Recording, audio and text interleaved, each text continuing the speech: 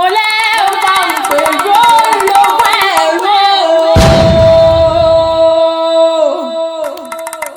olóyè Raphael Akíntayọ̀ àtolórí Cecilia Adébíyìnpé bàbá Akin ìyá Akin mo lákìkanjú ní ìfẹ́lẹ́bí mo lákìkanjú ló ti lé rẹwà gbọ̀ngàn mo lẹ́ máa gbóhùn ẹnu mi mo lẹ́yìn tẹ́ ìjà kì í tẹ́ tún bá kì í lọ́wọ́ olóyè Raphael Akíntayọ̀ àtolórí Cecilia Adébíyìnpé mo ní máa gbóhùn ẹnu mi happy wedding anniversary mo ní lágbọ̀ ọlọ́run ọba ilé yín ọmọ ní túká lágbára ṣe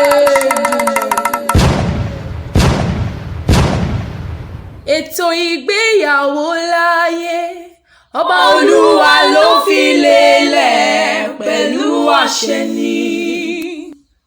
Ètò ìgbéyàwó láyé ọba olúwa ló fi lélẹ̀ pẹ̀lú àṣẹ ni. Congratulations, we wish you happy 30th anniversary.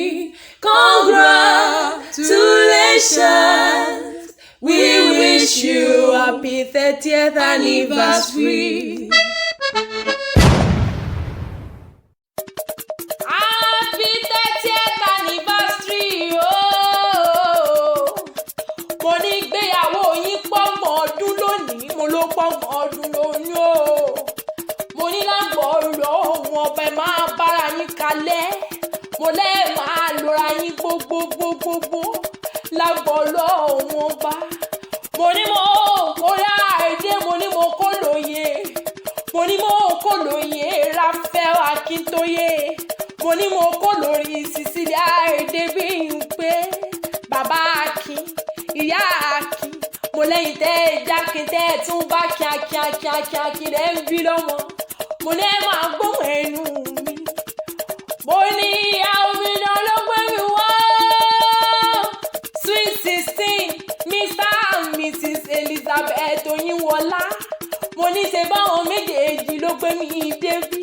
Wọ́n ní kíyìn, wọ́n lẹ́ kú anniversary òní o. Wọ́n lẹ́ nìyí nìyí.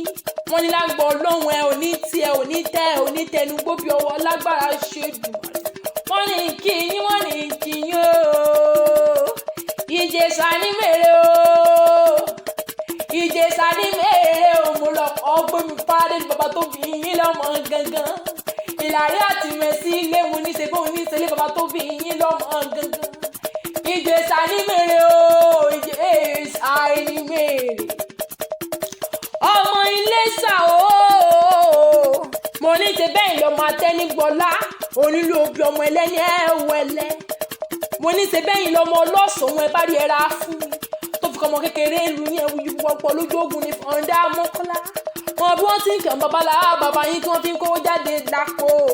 Wọ́n bí wọ́n ti ń kàn bàbá yín tí wọ́n fi ń kó púpọ̀ fún ni. Ìjẹ̀ṣà ní mèrè o. Mo ní ṣe bẹ́ẹ̀ lọ́mọ òkúta kan gbà kan. Òkúta méjì gba méjì. Òkúta mẹ́ta gba mẹ́ta. Òkúta mẹ́rin gba mẹ́rin. Òkúta márùn gba márùn. Òkúta mẹ́fà gba mẹ́fà. Òkúta méje gba méje. Òkúta mẹ́jọ gba mẹ́jọ. Òkúta mẹ́sàn gba mẹ́sàn. Òkúta mẹ́wàá o. Òkúta mẹ́wàá o. Mo lẹ́yìn ní òkúta mẹ́wàá lé bàbá tó bí ọlọ́mọ. Mo ní ṣe fóun ló ṣe ń pé èèyàn ọmọ lánìrọ̀ ọmọ ẹlẹ́ni ẹ̀wẹ̀lẹ́. Mo ní ṣe bẹ́ẹ̀ lẹ́ máa ń sìn tòlótòló. Ẹ̀rú lu yín wọ́n ń sin pẹ́pẹ́yẹ. Mo láwọn àgbà lu yín wọ́n á sọ́sọ sí bẹ̀bẹ̀rẹ̀ ìdí. Àwọn olówó lu yín wọ́n á sọ́sọ sí tọ̀ ń bọ̀ lẹ́yìn. Mo ní wọn ìkígbọ́ nírọ̀tẹ́ ti wá wọn ìkígbọ́ rárá. Mo ní ṣe bọ́mọ alálùbáríkà Akin ni bàbá, Akin ni ìyá o, Akin làwọn ọmọ. Mo lákin àlùbáríkà ló ti lù yín wá o. Ọmọ Ìjẹ̀ṣà o. Ìjẹ̀ṣà àmọ̀dù apanàdà. Ọmọ ẹlẹ́ni àtẹ́ka. Ọmọ ẹlẹ́ni ẹ̀wẹ̀lẹ́. Mo ní Ìjẹ̀ṣà èrìdì sáná. Ilé ẹ̀rọ ọmọ wa ti ná ọ̀rọ̀kọ. Ìjẹ̀ṣà lẹ́sìn tòlótòló mo lẹ́rú yín ní sin pẹ́pẹ́. Ọmọ ọwọ́ mẹ́kù.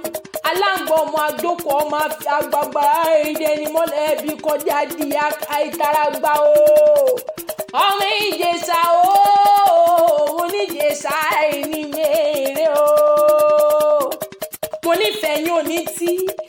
lágbọ̀ọ́lọ́ wọn bá. Olórí Cecilia agúnlẹ́yìn jo obìnrin ẹ̀yin fún jowó ẹ̀yin mẹ́nugún ìbàdí àárán o. Mo ní ṣe bólúwa ló di ẹwà fákùkọ, mo ní ṣe bólúwa ló di ẹwà fún ọ, mo ní o máa rìn, mo ní o máa rìn, mo ní o máa rìn gbẹ̀rẹ̀ bí ẹni ẹgbẹ̀dù. Mo ní ṣe bóun náà lo lóye Ráfẹ́lì Akíntayọ̀ ń rí tán kúlé lórí dòní o.